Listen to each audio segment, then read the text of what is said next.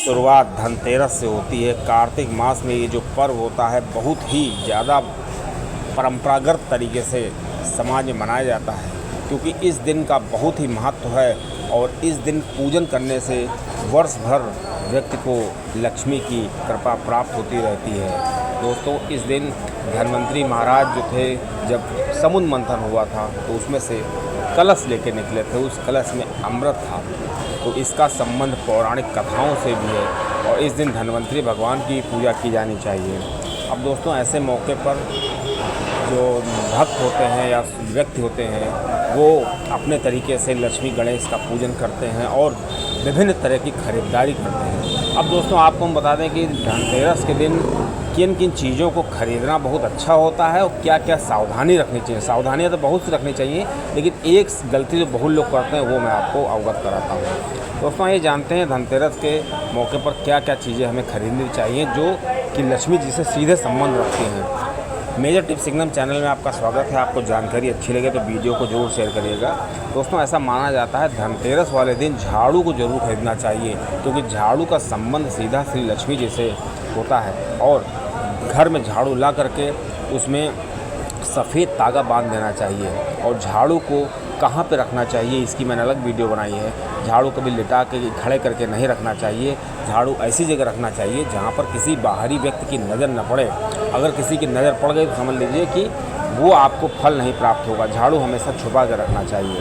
दोस्तों, इस दिन धनतेरस वाले दिन पीतल के बर्तन खरीदना चाहिए, क्योंकि पीतल के बर्तन का संबंध जो है समुद्र मंथन से जुड़ा हुआ है। ऐसा माना जाता है धन्वंतरी जी जो कलश लेके निकले थे वो पीतल का कलश था।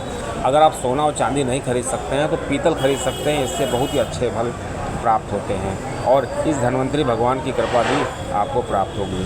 दोस्तों, तीसरी सबसे महत्वपूर्ण चीज़ हमको धनतेरस के अवसर पर खरीदनी चाहिए वो है गोमती चक्र।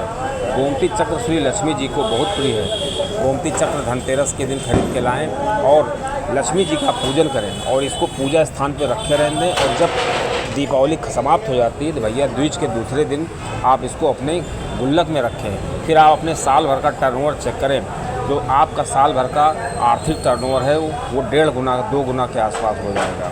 और दोस्तों, इसलिए गोमती चक्र का बहुत ही महत्व है। दोस्तों, एक और बहुत महत्वपूर्ण चीज़ है, बहुत सस्ती चीज़ है, उसको भी खरीदना चाहिए धनतेरस के अवसर पर। साबुत धनिया खरीद के लाइए। साबुत धनिया का संबंध श्री लक्ष्मी जी से होता है और इस धनिया को ला करके आप गमले में बो दीजिए। जैसे जैसे धनिया बड़ी होती जाएगी वैसे वैसे आपका जो आर्थिक और मानसिक स्तर है वो उसमें सुधार आता जाएगा। और ये धनिया का बहुत ही ज़्यादा महत्व होता है धनतेरस के अवसर पर। दोस्तों, अगली जो सबसे महत्वपूर्ण चीज़ है जो धनतेरस के अवसर पर लाना चाहिए वो है पान के पत्ते। दोस्तों, 5 पान के पत्ते धनतेरस के अवसर पर लाना चाहिए और उसको पूजन स्थान पर रखना चाहिए और उसको प्रसाद के रूप में ग्रहण करना चाहिए। दोस्तों, तो पान का पत्ता होता है उससे भी लक्ष्मी जी का बहुत ही गहरा संबंध है और पान के पत्ता लाने से लक्ष्मी जी प्रसन्न होती हैं। अब दोस्तों, अगली जो महत्वपूर्ण चीज़ है वो आप ला सकते हैं लक्ष्मी चरण।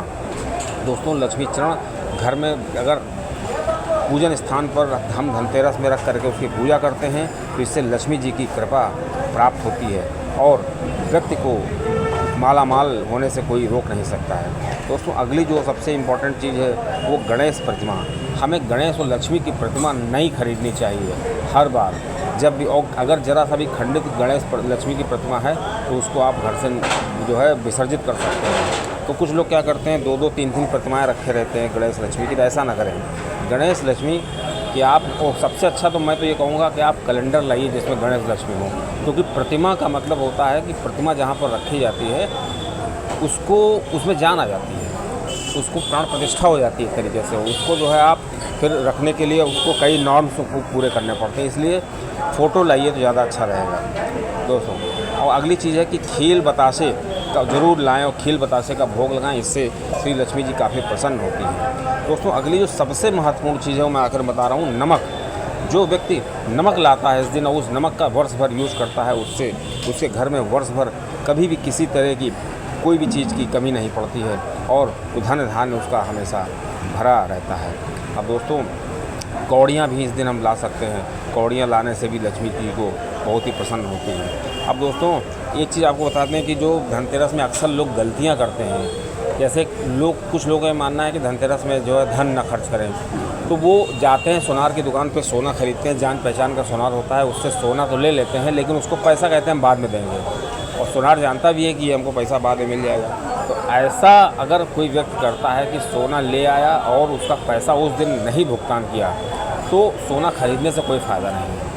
क्योंकि जब सोना खरीदे तो उसका तत्काल भुगतान करें। और एक चीज़ और भी है, आपको अपनी तरफ बता दें कि अगर आप सोना खरीदते हैं, कभी भी सोना खरीदते हैं, मतलब धनतेरस के अवसर पर या कभी भी, और आप चाहते हैं सोना हमारे घर में टिका रहे और सोने में बरकत हो, क्योंकि सोने का बहुत गहरा संबंध होता है तांत्रिक शक्तियों से दोस्तों, तो उस सोने को टिकाऊ बनाने के लिए और उसकी सकारात्मक ऊर्जा प्राप्त करने के लिए आप उतनी ही चांदी ज़रूर खरीदिए। मतलब सोना खरीदिए तो चांदी ज़रूर खरीदिए साथ में। इससे क्या होता है कि जो आपने सोना खरीदा है उसमें बरकत होगी, और वो सोना कभी भी बिकने की हालत में या कभी भी उस हालत में नहीं आएगा कि उसको आपको गिरवी रखना पड़े। इस चीज़ का आप बहुत ध्यान रखना। वास्तु के हिसाब से इसको बहुत अच्छा माना जाता है।